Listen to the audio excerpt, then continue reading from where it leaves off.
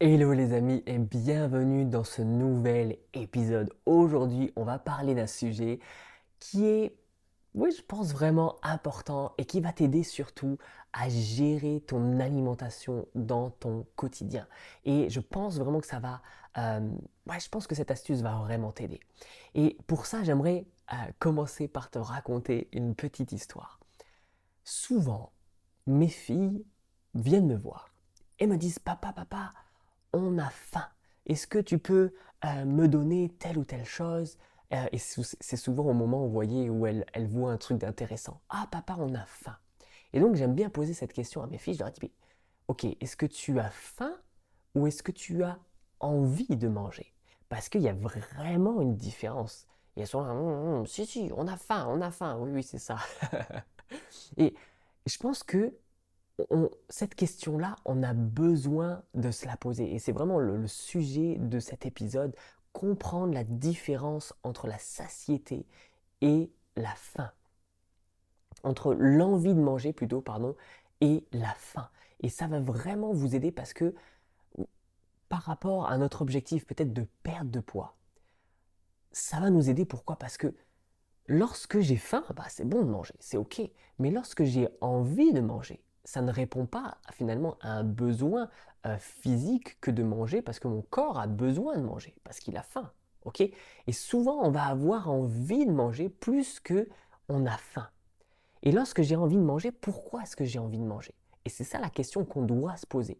Déjà, on doit se poser, est-ce que j'ai faim ou est-ce que j'ai envie de manger? Et si c'est plutôt parce que j'ai envie de manger, pourquoi est-ce que j'ai envie de manger? Parce que le problème, c'est que lorsque j'ai envie de manger et que je mange alors que je n'ai pas faim, c'est souvent en dehors des repas. Ok. Et c'est ce qu'on va finalement appeler du grignotage. Et le problème avec le grignotage, c'est que ça nous emmène à prendre du poids.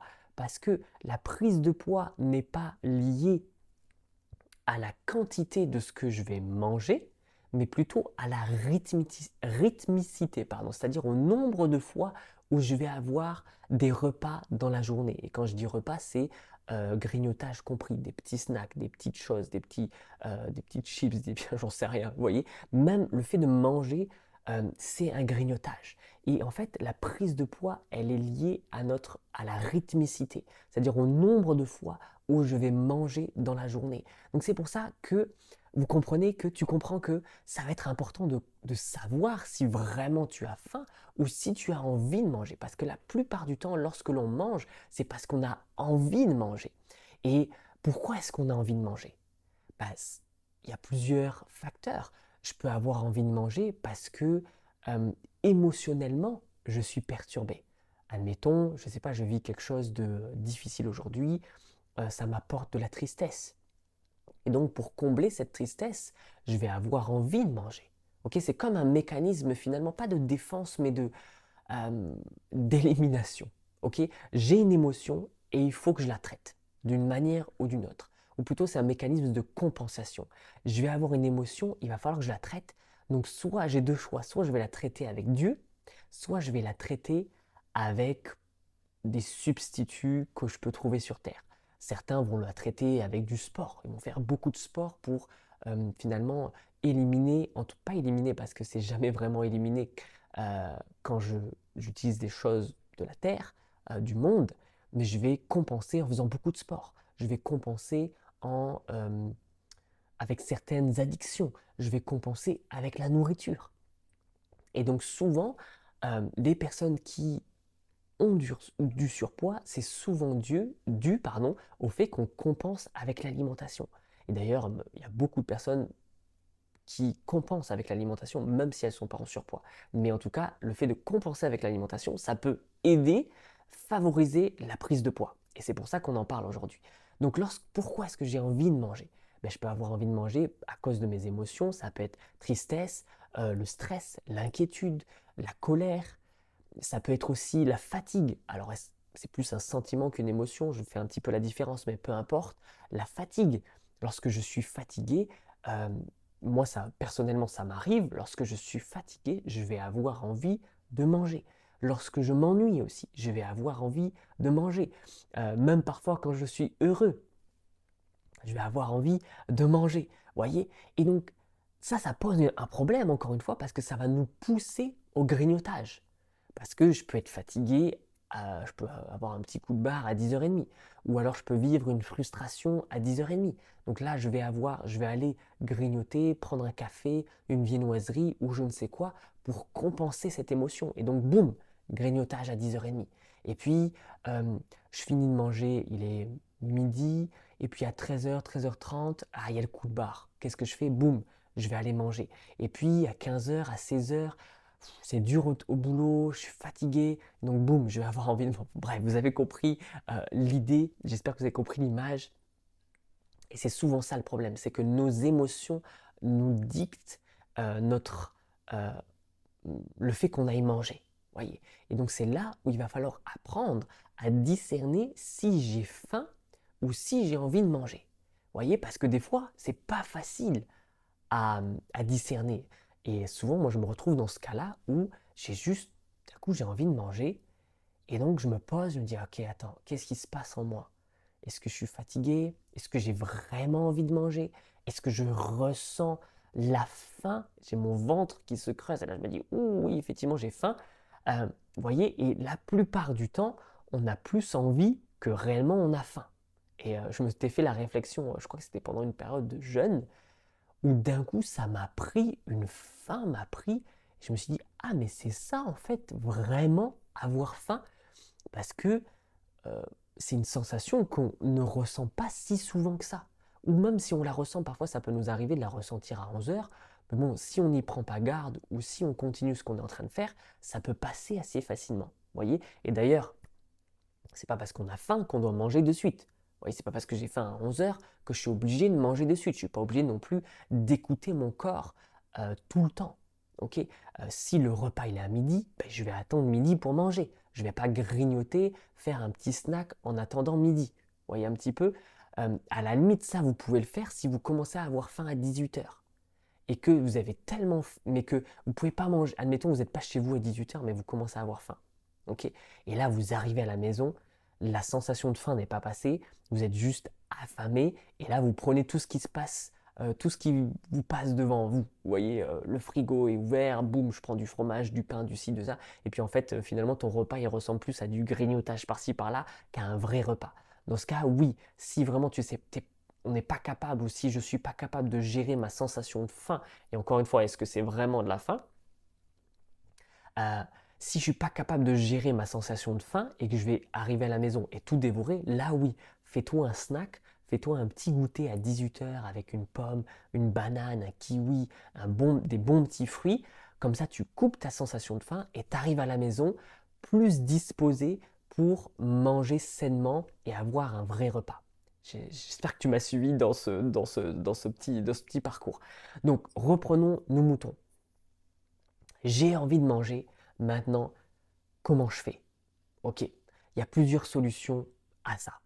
La première, un petit peu comme Joseph avec la femme de Potiphar euh, dans l'Ancien Testament, qu'est-ce qu'il a fait quand elle a voulu lui enlever ses vêtements et elle a voulu faire des choses avec lui?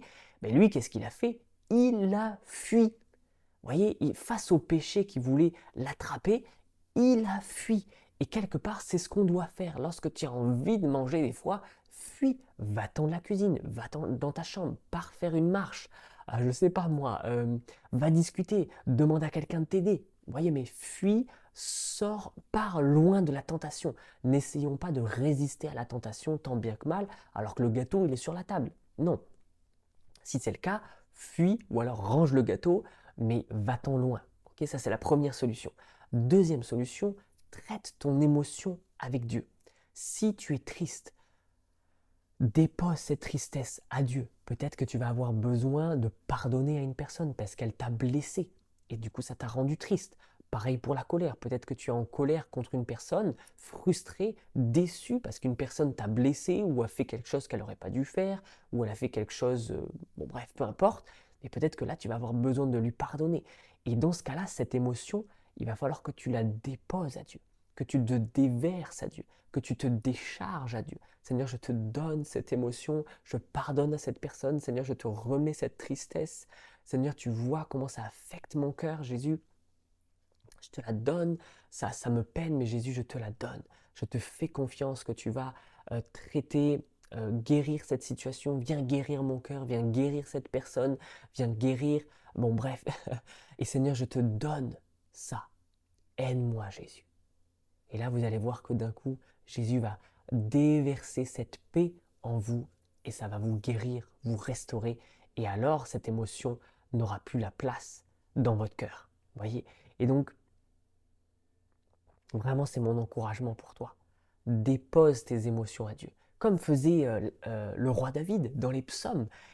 Des fois, il est tellement en colère qu'il, Seigneur, mais massacre-les, tue-les tous, bref. Et puis d'un coup, à la fin du psaume, ah, mais Jésus, non, il disait pas encore Jésus. Ah, mon Dieu, tu es merveilleux, tes bontés se renouvellent chaque matin, bref. Et voyez, il est dans la reconnaissance. Et il garde son cœur parce que juste avant, et en fait, il vient de déverser son émotion à Dieu. Et c'est ce que nous devons apprendre à faire. Et de cette manière-là, tu vas garder ton cœur, l'émotion va pouvoir disparaître, la joie, la paix va pouvoir prendre toute la place.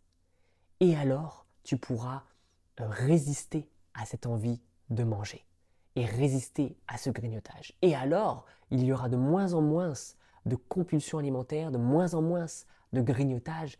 Et alors, ton corps pourra être en meilleure santé parce que oui, le grignotage est mauvais pour la santé. Ça te fait prendre du poids, mais d'un point de vue physiologique, il y a plein de processus. Ça amène de l'inflammation, ça amène des ballonnements, une mauvaise digestion, ça amène de la fatigue. Et tu verras que moins tu grignoteras, ben à l'inverse, tu auras plus d'énergie, une meilleure digestion. Aux toilettes, ça se passera mieux. Et tu vas perdre du poids. Amen, c'est ce qu'on veut. Donc, mon défi pour toi, quand il arrive ce moment où tu veux prendre à manger, pose-toi cette question. Est-ce que j'ai faim ou est-ce que j'ai envie de manger? Et si j'ai envie de manger, pourquoi est-ce que j'ai envie de manger? Et de cette manière-là, pose même cette question à Dieu. Seigneur, montre-moi. Est-ce que j'ai envie de manger? Pourquoi est-ce que j'ai envie de manger?